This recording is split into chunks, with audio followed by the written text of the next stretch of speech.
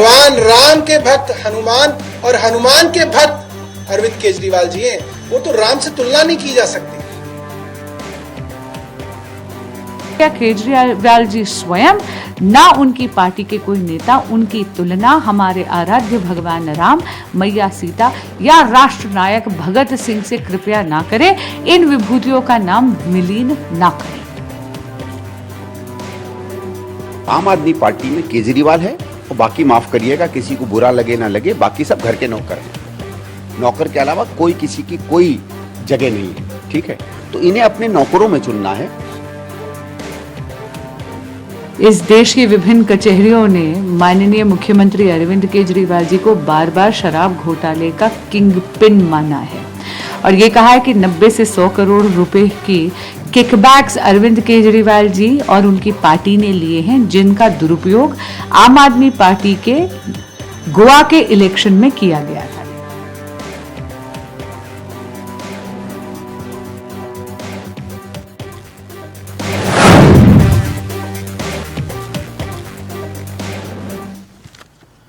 तो केजरीवाल का plan master stroke या फिर सेल्फ गोल? सेल्फ गोल क्यों, यह भी एक सवाल है।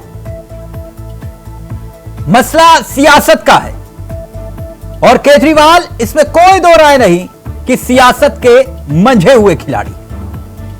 दिल्ली की राजनीति में जबरदस्त हलचल है। दिल्ली के सियासी आसमान पर सबसे बड़ा सवाल फिलहाल यही है कि दिल्ली का अगला मुख्यमंत्री कौन होगा। सिर्फ यही सवाल नहीं है, सवाल इससे भी बड़े हैं कि केजरीवाल ने इस्तीफा देने का ऐलान क्यों किया। इसके पीछे बहुत बड़ा प्लान है। अरविंद केजरीवाल अपनी जगह पर किसे बिठाएंगे, किस पर भरोसा जताएंगे। थोड़ी देर पहले आम आदमी पार्टी की एक बैठक हुई, पॉलिटिकल अफेयर कमेटी की। इस बैठक की अगुवाई खुद अरविंद केजरीवाल कर रहे थे। बैठक में पीएसी के सभी मेंबर्स के साथ साथ दिल्ली सरकार के सभी मंत्री मौजूद थे। अब बताया यह जा रहा है कि बैठक में नए मुख्यमंत्री के लिए केजरीवाल ने सभी नेताओं से 1-to-1 डायरेक्ट चर्चा की है और उनकी राय जानी है। बैठक के बाद दिल्ली सरकार के मंत्री सौरभ भारद्वाज सामने आए और उन्होंने कहा कि मंगलवार 11:30 बजे आम आदमी पार्टी के विधायक दल की बैठक होगी। इसी बैठक में नए मुख्यमंत्री के नाम पर मोहर लगेगी और फिर शाम 4:30 बजे अरविंद केजरीवाल एलजी से मुलाकात करेंगे, अपना इस्तीफा सौंपेंगे और उसी वक्त विधायक दल के नेता का नाम और विधायकों का समर्थन पत्र भी सौंप देंगे। यानी लगभग यह साफ हो चुका है। जो खबर का अपडेट है वो यही है कि मंगलवार को नए मुख्यमंत्री दिल्ली को मिल जाएगा, मिल सकता है और मंगलवार को ही केजरीवाल अपना इस्तीफा भी दे सकते हैं। केजरीवाल की एलजी से 4:30 बजे मुलाकात होगी और मंगलवार सुबह 11 बजे विधायक दल की बैठक होगी जिसमें तय होगा कि मुख्यमंत्री कौन है। वैसे माना जा रहा लगभग तय है, लेकिन केजरीवाल ने इस्तीफा दिया क्यों? एंटी इनकम्बेंसी की काट क्या वाकई केजरीवाल ने ढूंढ ली? बिना पावर के मुख्यमंत्री होना उन्हें कबूल नहीं है। कट्टर ईमानदार की जो छवि है, इस इस्तीफे के बाद उसे क्या बढ़ावा मिलेगा? भ्रष्टाचार के आरोपों का जवाब केजरीवाल का इस्तीफा है और हां, सबसे बड़ा विक्टिम कार्ड या लोगों की सहानुभूति। अब जमानत की शर्तों पर गौर करें तो केजरीवाल के सामने इस्तीफा देने के अलावा कोई और चारा भी नहीं था। किस फाइल पर दस्तखत करने, साइन तक तभी करेंगे जब एलजी की मंजूरी हो जाए। मुख्यमंत्री कार्यालय और सचिवालय नहीं जा सकते, अपने खिलाफ केस पर कोई बयान, कोई टिप्पणी नहीं दे सकते, केस के किसी भी गवाह से बातचीत नहीं कर सकते, केस से जुड़ी आधिकारिक फाइल नहीं देख सकते, जरूरत पड़ने पर कोर्ट में पेश होंगे और जांच में मदद करेंगे। यानी कोई रास्ता नहीं था, इसलिए सीएम पद से इस्तीफा। लेकिन यहां पर एक और टेंशन भी है। उदाहरण के तौर पर पंजाब में चुनाव हुए 2022 में विधानसभा के 117 सीटें मिली, 117 में से 92 सीटें मिली, तब 42% वोट था। पंजाब में 24 के चुनाव में वोट घटा, 3 सीटों पर ही जीत मिली 13 में से। दिल्ली में भी कमोवेश 2022 के विधानसभा चुनाव में 70 में से 62 सीटों पर जीत मिली और दिल्ली में वोट प्रतिशत घट गया। लोकसभा चुनाव में एक भी सीट नहीं मिली। गुजरात में भी विधानसभा चुनाव में 182 सीटों में से 5 सीटों पर जीत मिली, 13% वोट था। ऐसे में गुजरात के चुनाव में 24 के चुनाव में भी लोकसभा के एक भी सीट नहीं मिली और वोट घट गया, लगभग 3% के आसपास वोट मिला था, 2.5 से 3%। तो यह सियासत का खेल है और सियासत के खेल में थोड़ा सा फ्लैशबैक में चले तो 10 साल बाद यह दूसरी बार है जब केजरीवाल खुले मंच पर इस्तीफा देने की बात कर रहे हैं, क्योंकि 2014 में जन लोकपाल बिल को लेकर इस्तीफा देने का ऐलान केजरीवाल ने किया था और अब समय का घटना चक्र बहुत तेजी से 2024 सुप्रीम कोर्ट से जमानत मिलने के बाद इस्तीफे का ऐलान अरविंद केजरीवाल कर रहे हैं। तो आज इसी मुद्दे पर चर्चा करेंगे कि केजरीवाल का यह मास्टर स्ट्रोक है या सेल्फ गोल है, इस्तीफा दिलाएगा दिल्ली में एक बार फिर से जीत और राष्ट्रपति शासन की संभावनाओं को क्या केजरीवाल ने खत्म कर दिया। आज इसी मुद्दे पर होगी चर्चा। हमारे साथ जुड़ेंगे मेहमान, लेकिन पहले कुछ राजनीतिक बयान। के कारण, परिस्थितियों के कारण राम उस सिंहासन को छोड़ के चले गए और 14 साल के वनवास पे रहे और उनके पीछे जिसको वो सिंहासन मिला, भरत उनके भाई, वो भी उनके खड़ाव रख के इंतजार करते रहे कि राम वापस आएंगे तो अपना जो है काम संभालेंगे। अरविंद केजरीवाल राम नहीं है, राम तो भगवान थे।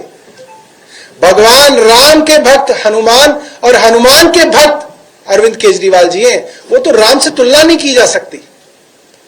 मगर जिस मर्यादा के नाम पे सतयुग में भगवान राम ने अपना सिंहासन छोड़ा था, आज ऐसा उदाहरण दिख रहा है कि एक मर्यादा के नाम पे, एक नैतिकता के नाम पे, एक जनता के हाथ में अपनी पूरी की पूरी बागडोर देने के नाम पे अरविंद केजरीवाल ने इस्तीफा दिया है। इतना कंडीशन है, उसको देख करके किसी मुख्यमंत्री पद पे बैठा हुआ व्यक्ति शर्म से गड़ जाए।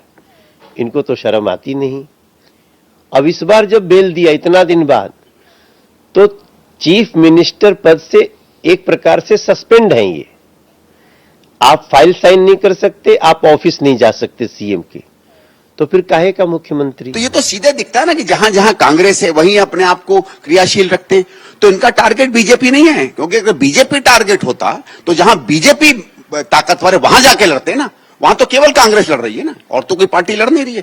भले लोग हमें वोट देना दें, हम अपनी तरफ से तो क्रियाशील है ना उन राज्यों में। इस देश की विभिन्न कचहरियों ने माननीय मुख्यमंत्री अरविंद केजरीवाल जी को बार बार शराब घोटाले का किंग पिन माना है और ये कहा है कि 90 से 100 करोड़ रुपए की किकबैक्स अरविंद केजरीवाल जी और उनकी पार्टी ने लिए हैं, जिनका दुरुपयोग आम आदमी पार्टी के गोवा के इलेक्शन में किया गया था। इसी के चलते honourable supreme court of India ने एक बहुत ही स्ट्रिक्ट बेल कंडीशन लगाई, जहां पर स्कैम में संलिप्तता देखते हुए केजरीवाल जी को यह अनुमति नहीं दी गई कि वो किसी भी फाइल पे साइन करे या फिर वो सीएम ऑफिस जा सके।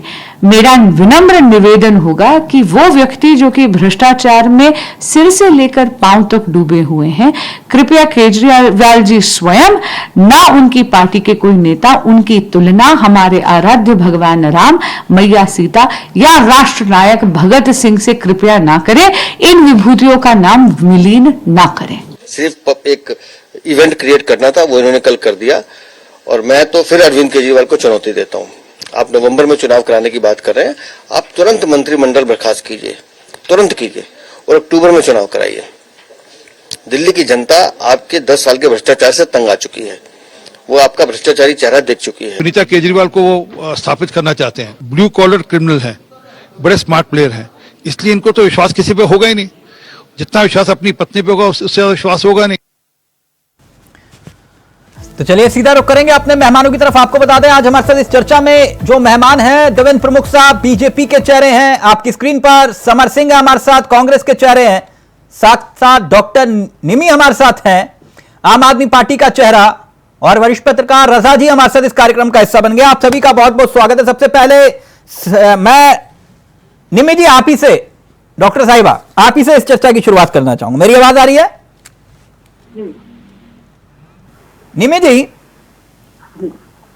जब आम आदमी पार्टी का जन्म हुआ आंदोलन की कोख से, तब आप लोगों ने एक नारा दिया था, भ्रष्टाचार का काल, केजरीवाल केजरीवाल केजरीवाल, 10 साल पहले। और अब यही भ्रष्टाचार बन गया गले की फांस,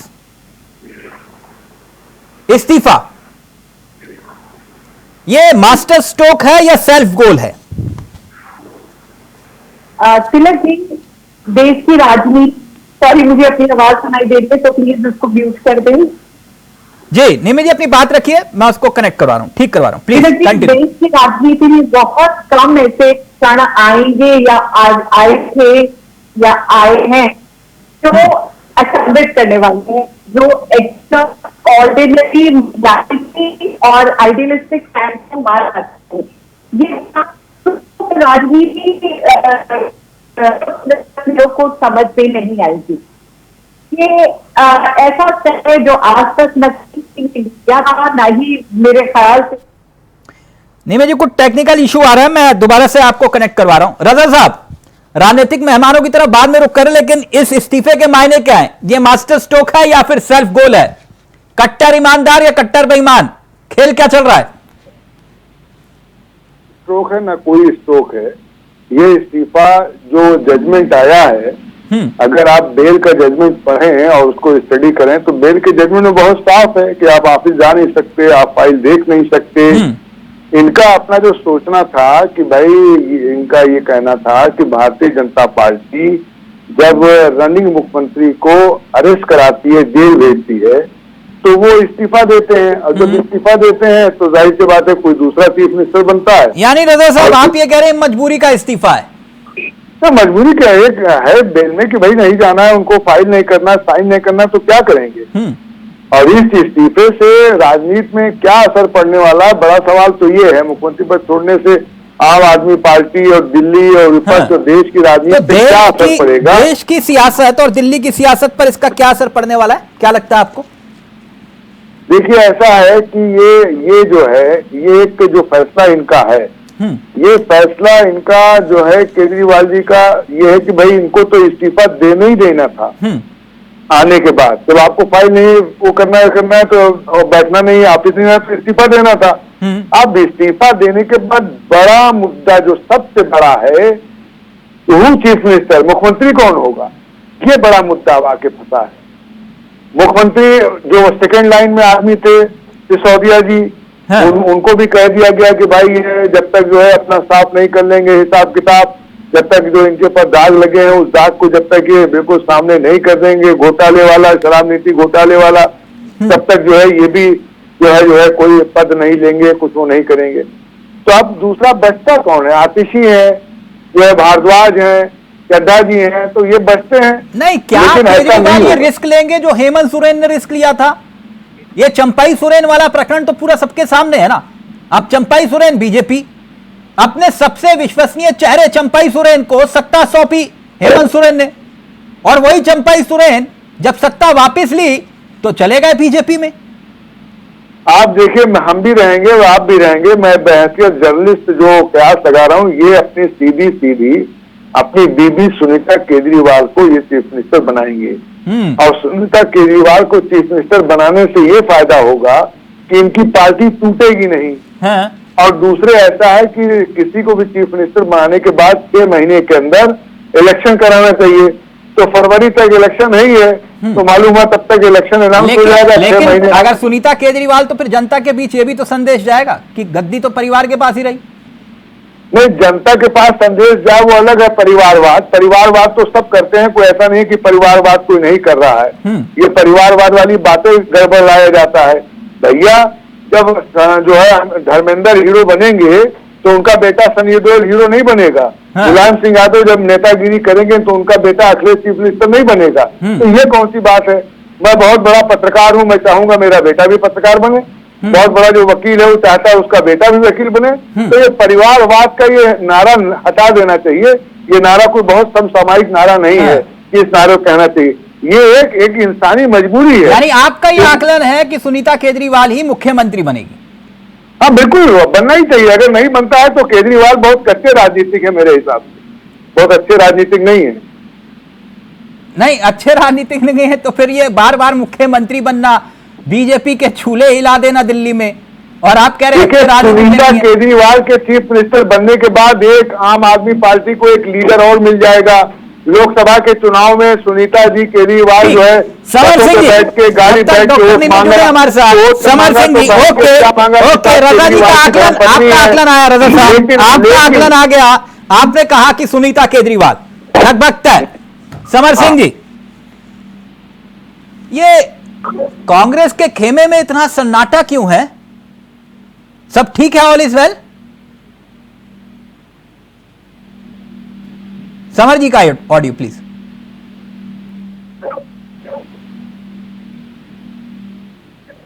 तो दिल्ली के अंदर जो सरकार है वो आम आदमी पार्टी की है, उनकी पार्टी का इंटरनल अफेयर्स के माध्यम से वो लोग सारे कार्य कर रहे हैं। तो हमारा इंटरफेरेंस और कुछ भी बोलना हमें लगता नहीं है कि सही होगा, क्योंकि चूंकि वो हमारे अलायंस के मेंबर भी है और आने वाले समय में वी आर लुकिंग फॉरवर्ड कि हम आने वाले समय में। समर जी, कहां पर आप अलायंस पार्टनर है? जो अब पिछले चुनाव के अंदर हम अलायंस पार्टनर रहे हैं। और नहीं, अब कहां है? वो तो हो चुका ना तलाक, कि अभी भी कुछ है?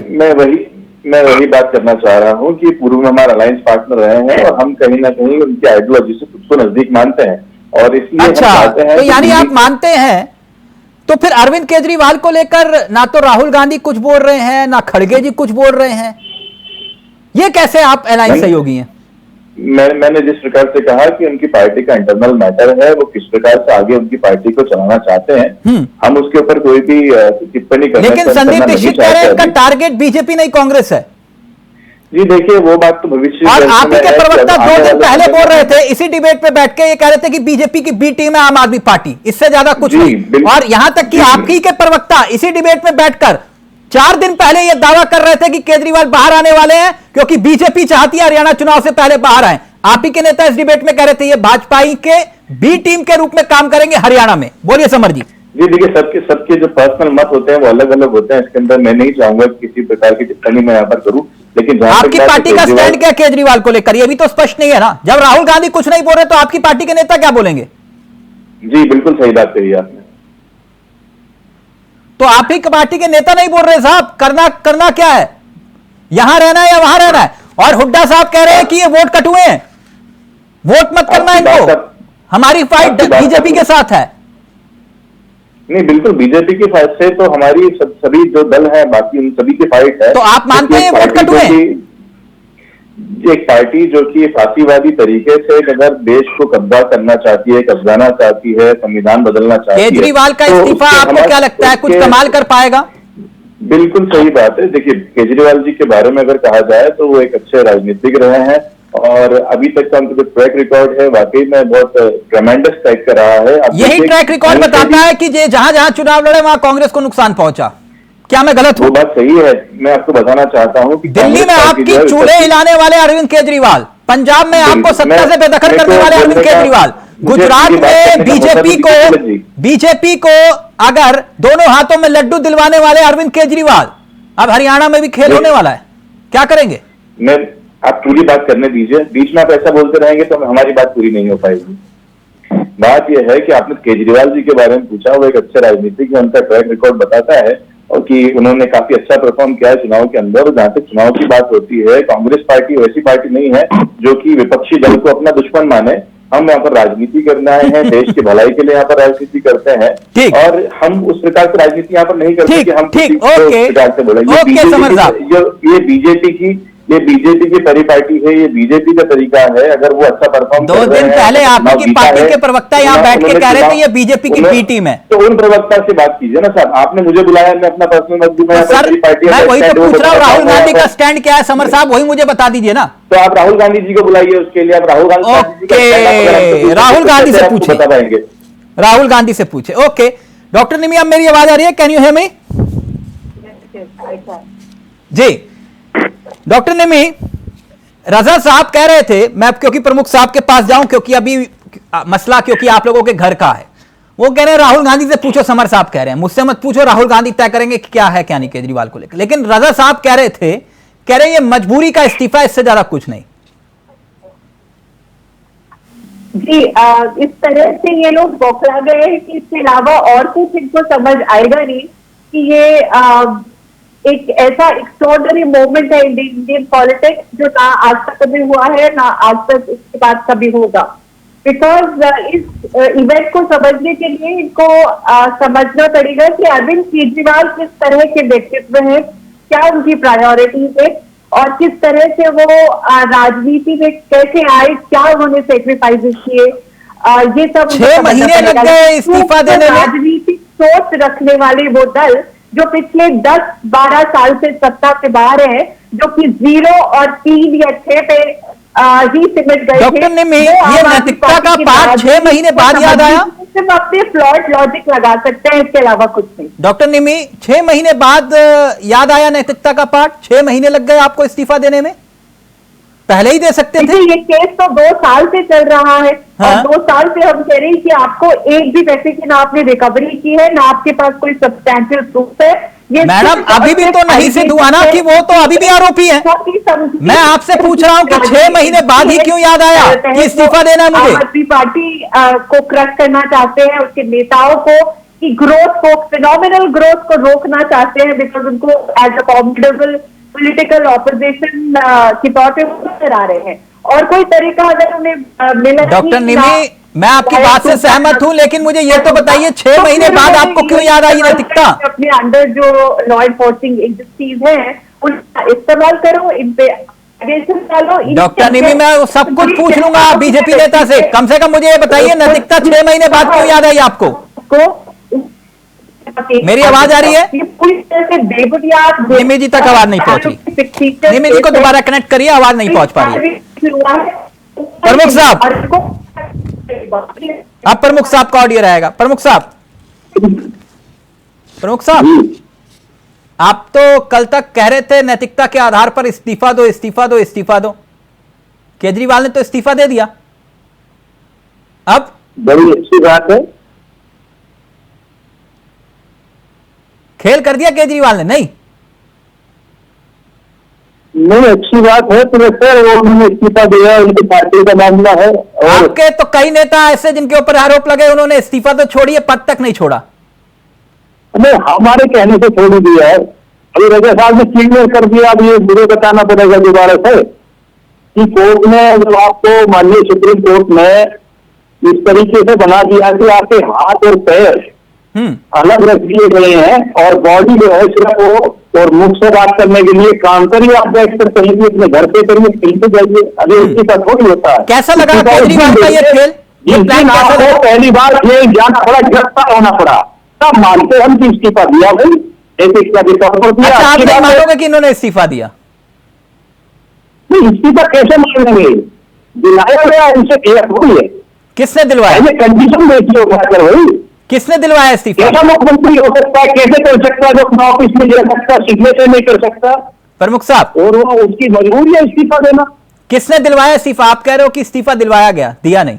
हाँ जी, सुप्रीम कोर्ट से बड़ा कोई डिसीजन इस देश में लोकतंत्र में है नहीं। जनता की अदालत? नहीं, इसमें कोई किसी का जो हिस्सा मैंने की जरूरत नहीं, जनता की अदालत का हिस्सा वो भी नहीं है। अगर जनता की अदालत में, अगर एक मिनट, जनता की अदालत में एक बार फिर से केजरीवाल फिर से मुख्यमंत्री बन गए तो? देखिए, मुख्यमंत्री जनता किसी को भी बना सकती है, जनता का अधिकार है। जनता किसी की कोई गुलाम थोड़ी है, जनता ही तो बनाती है, जनता ही तो जनार्दन है। जनता से बड़ा कौन? तो यही केजरीवाल, आपको क्या लगता है ये मास्टर स्ट्रोक है या सेल्फ गोल है? देखिए, अब ये केजरीवाल का मामला है, मैं इस पर जो इसे मास्टर बताऊं और क्यों इनका दूसरा स्टॉक बताऊं। जो ये खेल रहे स्टॉक अपना इन्होंने अपने हिसाब से खेला, वो खेलते आए भाई।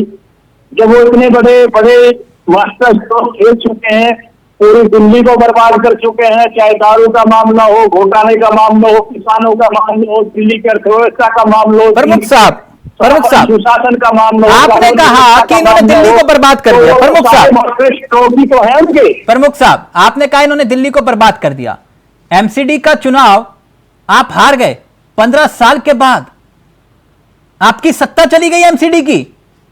25 साल से दिल्ली की सत्ता से, एक मिनट प्रमुख साहब सुन तो लीजिए ना, बिजली इंजन की सरकार एक मिनट सर, एक मिनट। बिजली की स्थिति है कि एक बारिश हो जाए तो दिल्ली में से प्रमुख साहब सुन तो लीजिए, जो दिल्ली से निकलता हो निकल जाए क्या? प्रमुख साहब सुन तो अपने लीजिए। घर पहुंच सकता है अपने गंतव्य तक अपनी बाइक या गाड़ी से। आज दिल्ली की ऐसी व्यवस्था। प्रमुख साहब सुन तो लीजिए, सुन तो लीजिए। एमसीडी का चुनाव 15 साल के बाद आप हार गए, आपकी सत्ता वहां चली गई। 25 साल से दिल्ली की सत्ता से आप खारिज हो चुके हैं। यही अरविंद केजरीवाल आपके लिए चुनौती बने हुए हैं और आप कह रहे हैं कि कुछ नहीं होगा। देखिए तिलक सर, राजनीति में चुनौती बनना, राजनीति में विपक्ष बनना, ये एक प्रक्रिया उसमें है। ये कोई नहीं, अगर सरकार बनेगी उसके विपक्ष में भाई कोई ना कोई पार्टी तो बैठेगी, कोई नेता तो बैठेगा। आप दिल्ली में कांग्रेस का लंबे समय तक राज रहा, इसमें क्या दिक्कत है? तो आप भी तो 25 साल से दिल्ली की सत्ता में नहीं है। यही अरविंद केजरीवाल आपको नहीं आने दे रहे 2014 से। बोलिए मैं गलत बोल रहा हूं? इसमें आप हमको कैसे कह सकते हैं? कांग्रेस को भी पूछिए। क्यों? आप ही तो कहते हो अब की बार 400 पार, अब की बार 300 पार, अब की बार 200 पार। तो दिल्ली में कितने पार बता दीजिए आप। अभी कह रहे हैं हमने अभी 300 पार। तो यही दिल्ली में तो अरविंद केजरीवाल आपको बता रहे हैं कि 10 पार नहीं। 300 प्लस की सरकार है जो आज लोकसभा में जो हमारा बहुमत है 300 प्लस। डॉक्टर निमी रिएक्ट करना चाह रहे हैं। डॉक्टर निमी पहले आप, फिर उसके बाद रजा साहब आ रहा हूं आपके पास। डॉक्टर निमी जी, सवाल क्या है सर? सवाल यही है, प्रमुख साहब कह रहे हैं और कोई चारा नहीं था आपके पास इस्तीफा देने के। वो कह रहे हैं कि आप मजबूर नहीं थे, बेबस हो चुके थे। इनकी जो लिमिटेड माइंड स्पेस है वो इसके बियॉन्ड सोच ही नहीं सकती। इनकी जहां सोच खत्म हो जाती है वहां अरविंद केजरीवाल और आम आदमी पार्टी की जो विजडम है वो शुरू होती है। इनको ये अटकलें लगा रहे हैं, अपना सड़ा गला लॉजिक दे रहे हैं जिसका कोई औचित्य नहीं है, क्योंकि ये completely thrown out of the game है। इनको समझ नहीं आ रहा कि क्या कहें, बिकॉज चित्त भी इनकी है और पट भी इनकी है। तो अब बताइए कि किस तरह से हिसाब हो। बट भी आपकी पट भी आपकी। अगर आप जरा सी भी मैग्नेनिमिटी और जरा सी भी क्लैरिटी रखें तो पता चल जाएगा कि प्रमुख साहब जल्दी से बहुत ही राजनीति में एक तो जो है उनका प्रोफेशनल दूसरा है, और तीसरा ये है किस तरीके का विश्लेषण कर रहे हैं, शायद राजनीति में हाथ से पकड़ेगा। ये तो अगर करेंगे कि आज दुनिया की सबसे बड़ी शानदार पार्टी या दुनिया का सबसे बड़ा लोकतंत्र या दुनिया का महान नेता या दुनिया को जो है चक्रवाहू समझाने वाला अगर है तो भारतीय जनता पार्टी के पास है, वो मुखिया है, देश का प्रधानमंत्री है। अब आप ये गलत करने वाली बात है भाई, कितना आपको समझना है। जिन लोगों के साथ आप जुड़ जाते हो उन्हीं से लड़ बैठते हो। कांग्रेस ने संजीवनी देकर जेल जाने से बचा लिया। आपको कई बार सीधा की वजह से जो है सत्ता मिलेगी, कैसे मिली वो अपना हमारे वाला करकर बनाओ तो पूरी डिबेट खत्म हो जाएगी। कितने कितने झूठ आप किनके लिए बात बोल रही हैं? जो बच्चों की झूठी कसम खाकर दिल्ली की सत्ता हत्या करते हैं, आप उनके लिए ऐसी लड़ाई लड़ रही है, ऐसी बातें कर रही हैं। एक बात सुनकर बैठकर कौन सी गारंटी है कि आपकी लड़ाई होने के नहीं है? आपकी लड़ाई आपके सामने है, फिर भी जल्दी दौड़ उनसे बात करिए जिनके साथ आप हो। हमारे लिए तो आप जो पार्टी बताने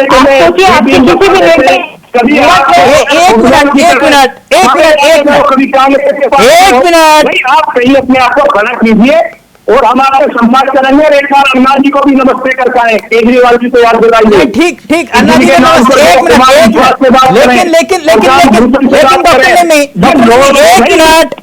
जोड़े हुए आदमी है उस देश में कहीं। प्रमुख साहब आज ईमानदारी दिखाइए।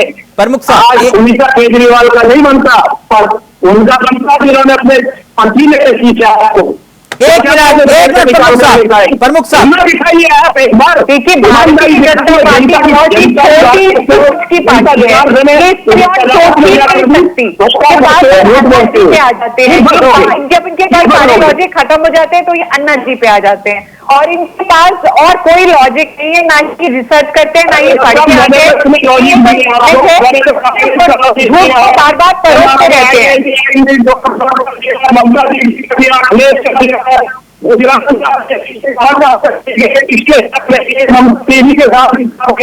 मिनट डॉक्टर निमी एक मिनट प्रमुख साहब एक मिनट प्रमुख साहब का ऑडियो नहीं एक मिनट प्रमुख साहब एक डॉक्टर निमी मुझे एक बात बताइए, फिर मैं रजा साहब के पास आऊंगा।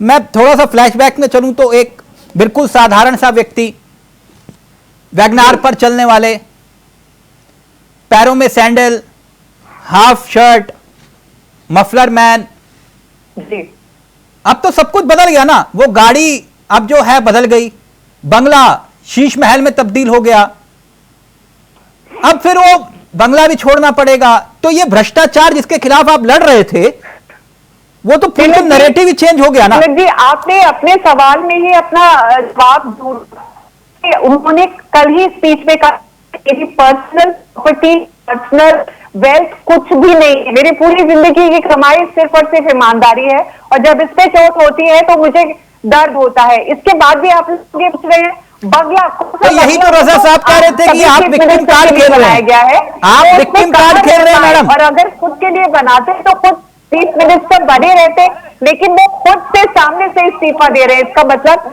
बंगला में या गाड़ी में उनका जरा भी इंटरेस्ट नहीं है। एक मिनट रजा साहब, वो आपकी वेगनार गाड़ी है, आपका मसला वो कब कहा है, वो कहा देंगे, किसको दान देंगे, क्या आप वो मकान याद है आपको, वो गाड़ी है जिसको छोटे में देश की जनता के बीच में भारतीय जनता पार्टी इस तरह से इनके लिए कसम खाइए, इनके लिए मतलब हो रहा है ऐसा मोदी जैसे व्यक्ति के लिए जिनके खाते में 2 आदमी होती है, गुजरात के मुख्यमंत्री, 10 वर्षों के लिए प्रधानमंत्री, पीछे तीसरा पैटर्न चल रहा है। उत्तर प्रदेश के योगी, उत्तर प्रदेश में उनकी बहन आदमी फूल बेचती है और परिवार को मां कहा रहती है। ये ठीक इनसे ठीक है, आपको पिछले नदी को मिली थी, मिली थी आपको। एक मिनट आगे आपको समझ आ रहा है कि अगले 20, 25, 30 सालों रजा साहब अपना राज एक मिनट, अब रजा साहब का ऑडियो रहेगा, सबका ऑडियो नीचे। डॉक्टर निमी एक मिनट रजा साहब, मैंने गलत कहा? अगर ये नैरेटिव की ही लड़ाई है, क्योंकि चुनाव नैरेटिव पे ही लड़ा जाता है, अब गाड़ी भी है, बंगला भी है, शीश महल भी है, तो फिर जनता के बीच में भ्रष्टाचार के खिलाफ लड़ाई लड़ने वाले, क्या ये विक्टिम कार्ड है या फिर पर्दे के पीछे खेल कुछ और?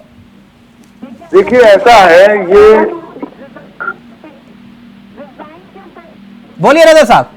ये बहुत समझदारी से काम किया जा रहा है, लेकिन ये समझदारी हमें लगता है कि बहुत अच्छी समझदारी नहीं है। क्योंकि ये भी सवाल पूछा जा सकता है केजरीवाल से कि भाई मुख्यमंत्री पद से इस्तीफा देने का ख्याल जो है आपको, ये कथित शराब नीति घोटाले जो है लगभग 177 दिन आप तिहाड़ जेल में गुजारे, तब आपके दिमाग में क्यों नहीं आया? जबकि उनके विरोधी जो है इस इस्तीफे की मांग जो है बराबर जो है कर रहे थे कि साहब गिरफ्तारी के समय से जो है कि साहब गिरफ्तार हो गए, इनका इस्तीफा होना चाहिए। कुछ लोग तो इसके लिए अदालत भी गए, लेकिन अदालत से उनको कोई जो है वो निराशा हाथ लगी। केजरीवाल ने ये सोचा कि साहब अभी जो है वो झारखंड के अंदर एक चीफ मिनिस्टर जो है उसको जेल भेजा गया, तो उसने इस्तीफा दिया, और इस्तीफा देने के बाद जो है वो दूसरा चीफ मिनिस्टर सोरेन को बना करके जेल चले गए। तो अब ये सोच रहे थे, इनका कहना, केजरीवाल का ये कहना है कि भारतीय जनता पार्टी ये सोच रही थी कि मैं केजरीवाल को अरेस्ट कर लूंगा, और अरेस्ट करने के बाद केजरीवाल इस्तीफा दे देंगे मुख्यमंत्री से। जब इस्तीफा दे देंगे, केजरीवाल का कहना था कि मैं इस्तीफा दे देंगे और हम पार्टी तोड़ देंगे इनकी, तो इसलिए हम इस्तीफा नहीं देंगे। अब इस्तीफे का निर्णय जो केजरीवाल ने लिया है वो परिस्थितियां, चुनौतियां और संभावनाओं पर सोच विचार करके ही लिया है।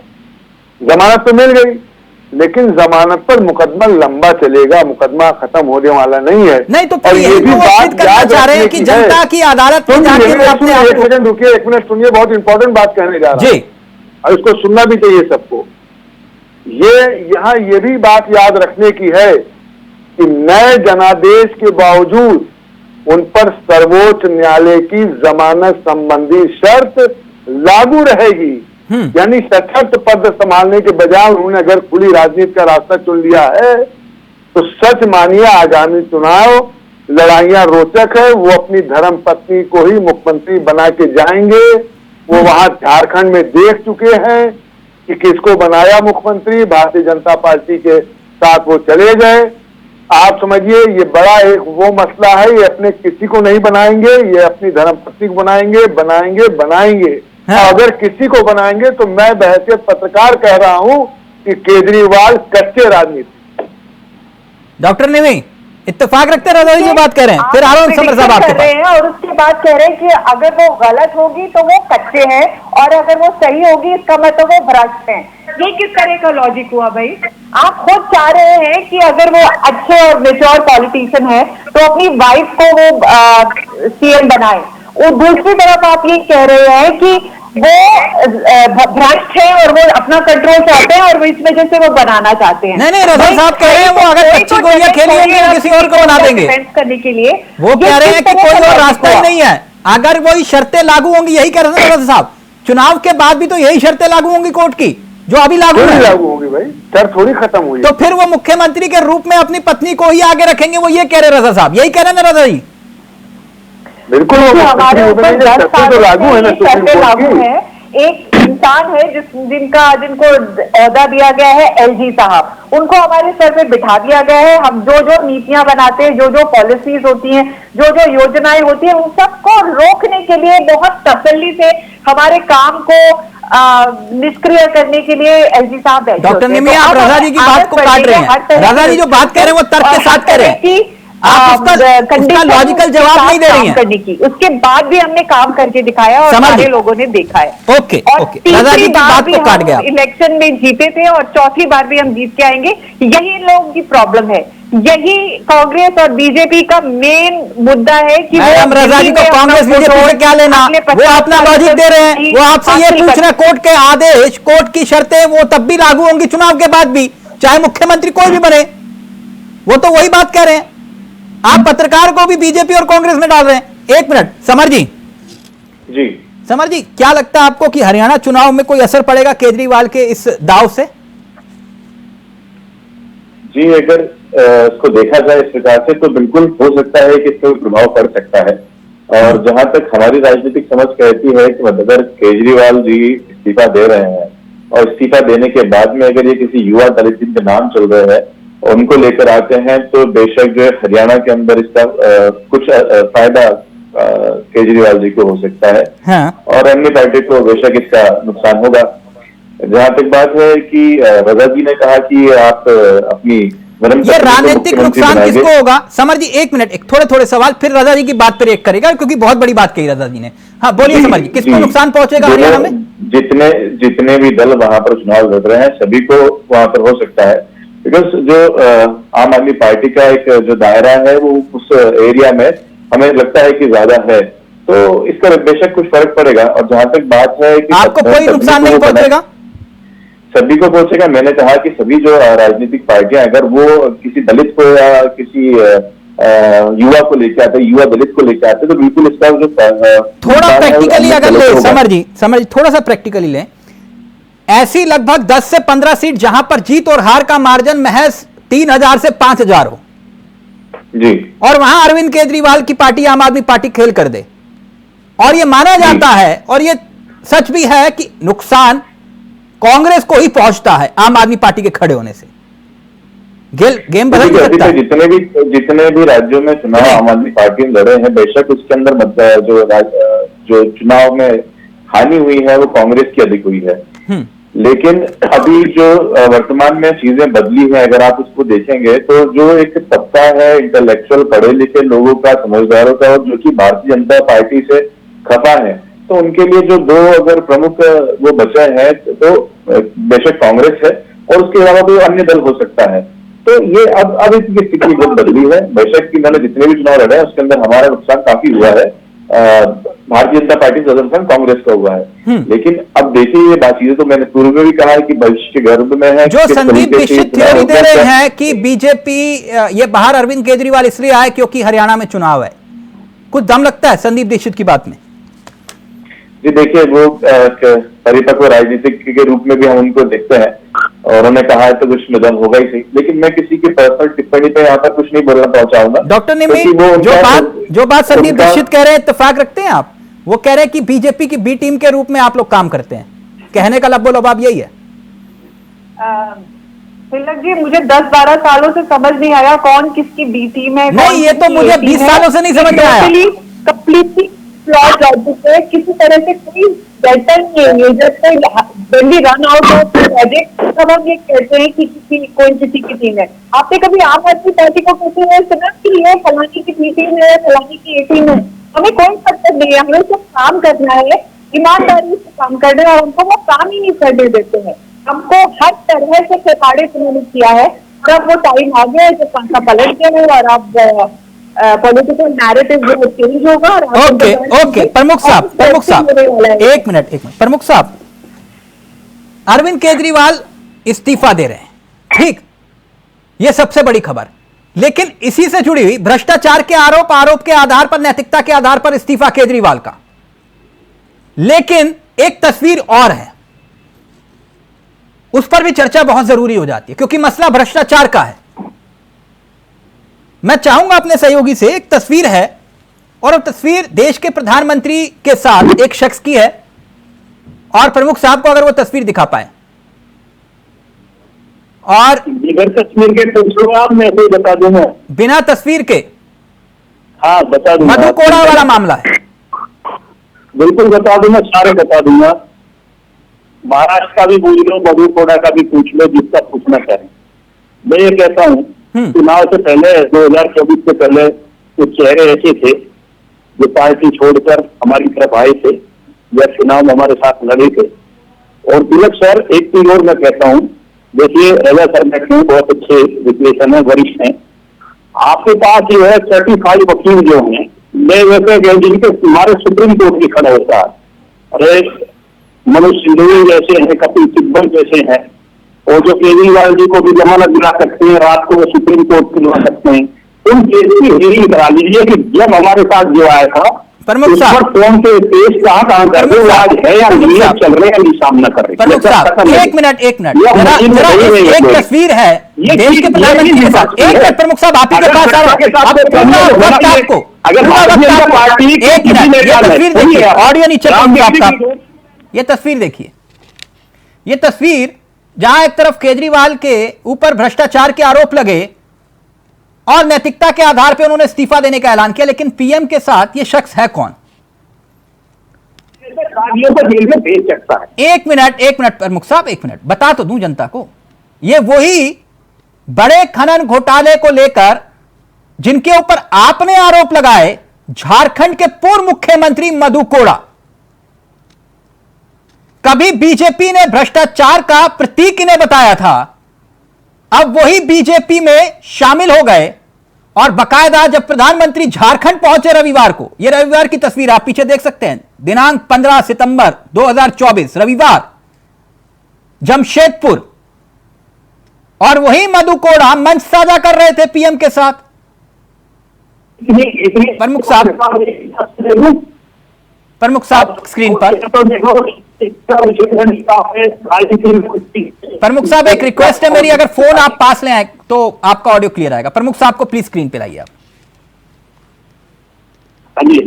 प्रमुख साहब, आप तो भ्रष्टाचार की बात कर रहे थे, तो जो भ्रष्टाचारी जिसके ऊपर आपने आरोप लगाए वो मंच साझा कर रहे हैं प्रधानमंत्री के साथ, और अभी आप केजरीवाल को नैतिकता का ज्ञान दे रहे थे। प्रमुख साहब प्लीज फोन पास ले आइए सर, आपका ऑडियो आना बहुत जरूरी है सर, प्लीज फोन पास ले आइए। आवाज ठीक मिल रही है मुझको, आपको सर आवाज बहुत कम आ रही है। तो मेरा वॉल अंदर से वहीं से बढ़वाइए थोड़ा सा। ये लोग डरते हैं मेरी आवाज थोड़ी कड़ी है, इसके पहले ही कॉल कम कर देते हैं। नहीं आपकी आवाज कड़ी है, मैं इसी बात का आपका कायल हूं, आपकी कड़ी आवाज सुनना चाह रहा हूं। बोलिए। प्रमुख साहब प्लीज अगर फोन पास लेकर आप आए प्लीज।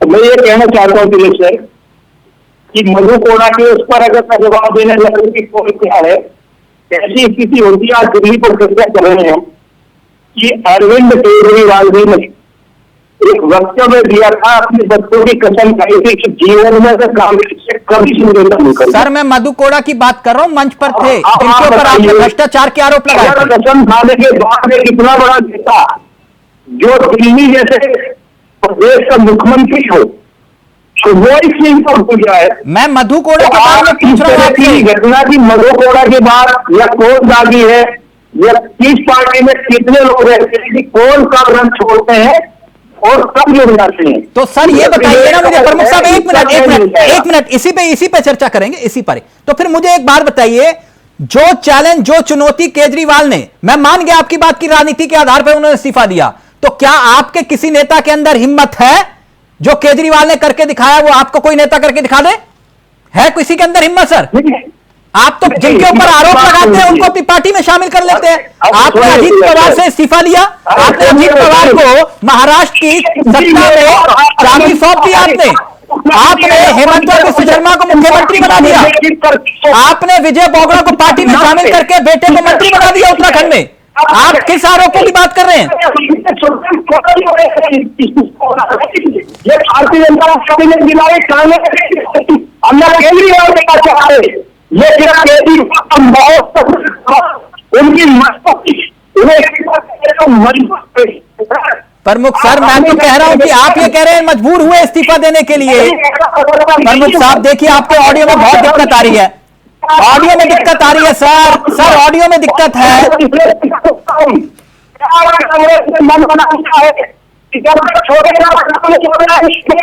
प्रमुख सर ऑडियो में दिक्कत है आपके। प्रमुख सर आपके ऑडियो में दिक्कत आ रही है, मैं माफी चाहूंगा,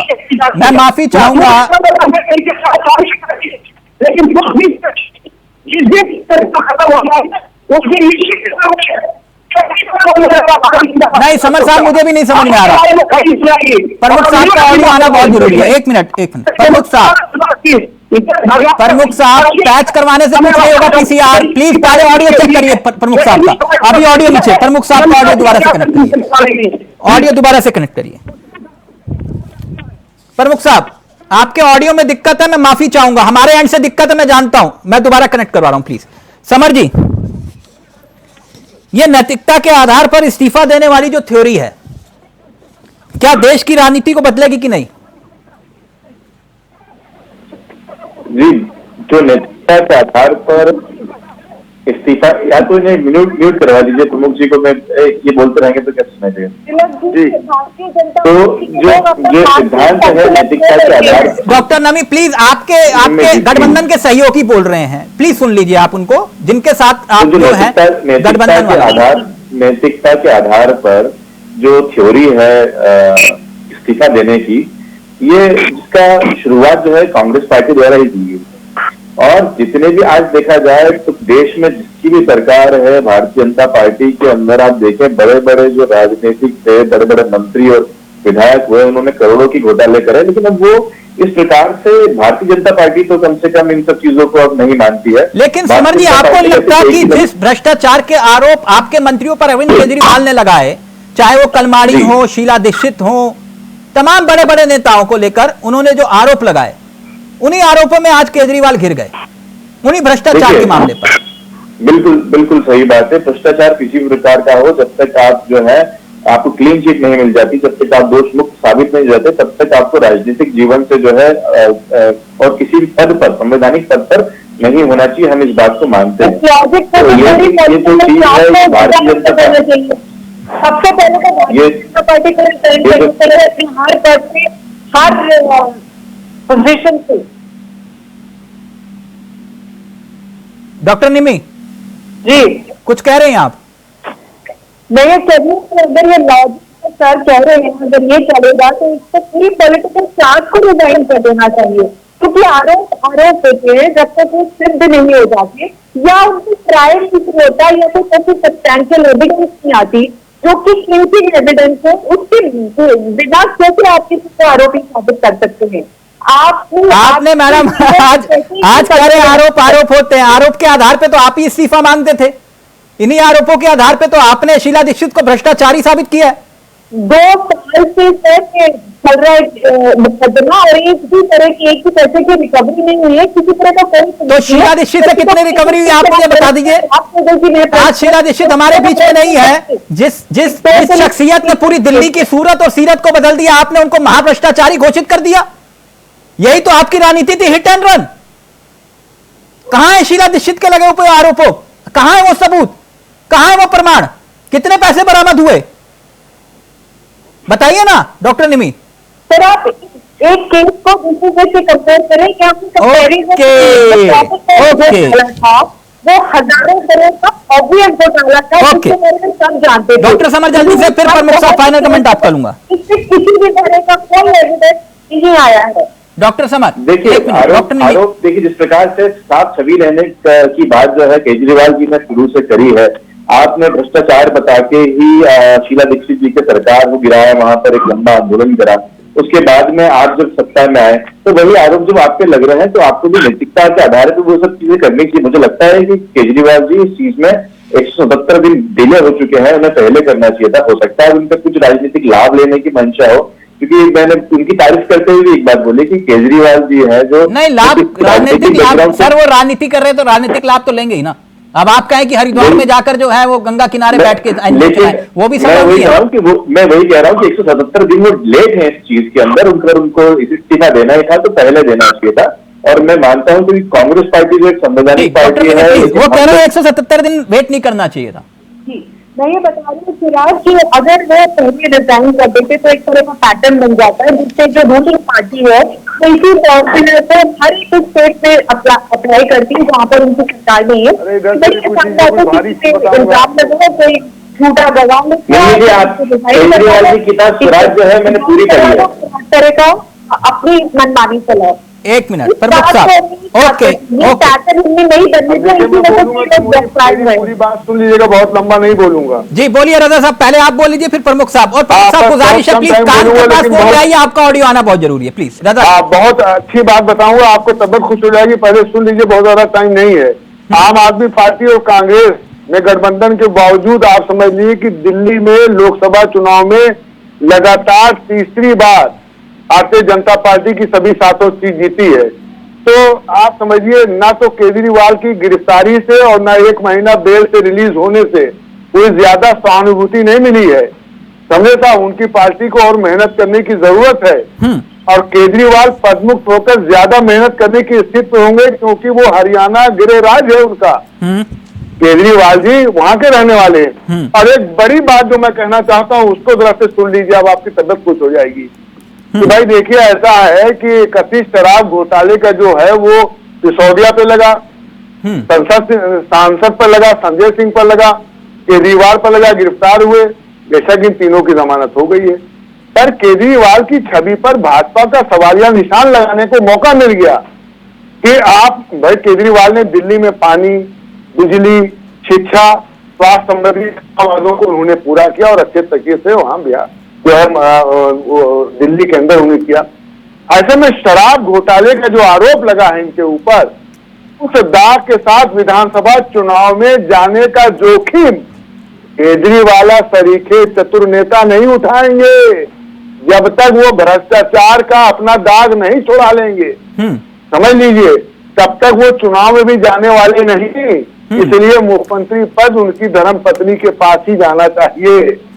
ठीक रजा साहब, आपने क्योंकि बात कही तो वो जिक्र भी आ जाता है, हम तो डूबेंगे सनम तुम्हें भी ले डूबेंगे।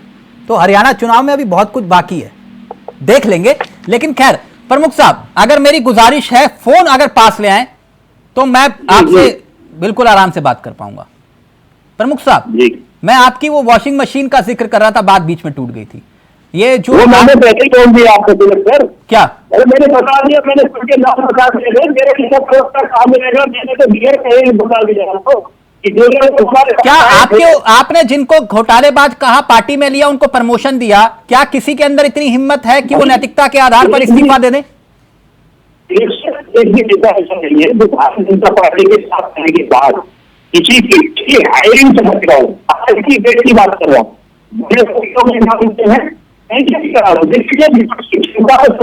प्रमुख सर अगर फोन पास लेकर आप आए सर प्लीज।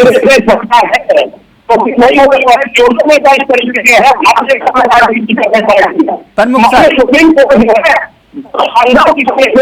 जिसको समझना गया है कि माननीय सुप्रीम कोर्ट सरकार को जो है आपको विशेषाधिकार है।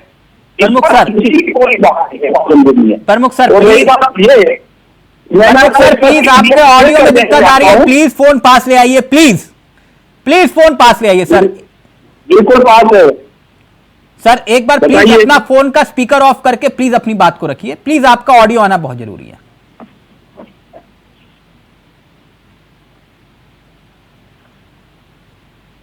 पहली बार आप मुझसे ऐसा काम, मुझे डिबेट में कभी जोड़ते नहीं पड़ती स्पीकर।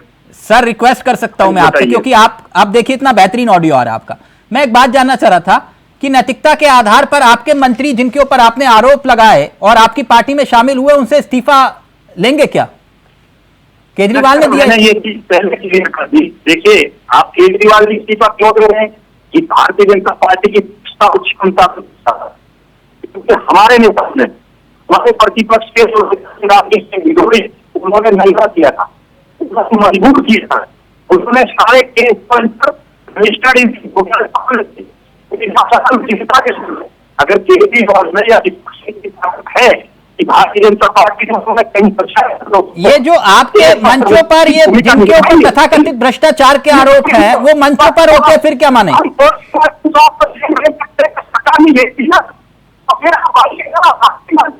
नहीं तो आप भी थोड़ी हिम्मत दिखाइए, नैतिकता के आधार पर 2-3 इस्तीफे ले लीजिए। अपने भ्रष्टाचार मंत्रियों के जिनके ऊपर आरोप लगे उनके इस्तीफे ले लीजिए, आप भी हिम्मत दिखाइए।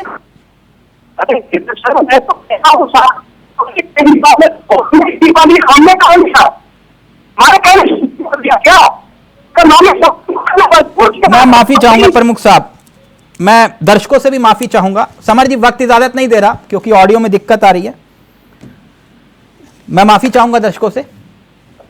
थैंक यू सो मच, बहुत बहुत शुक्रिया रजा साहब आपका, प्रमुख साहब आपका, समर जी आपका और डॉक्टर निमी आपका भी बहुत बहुत शुक्रिया।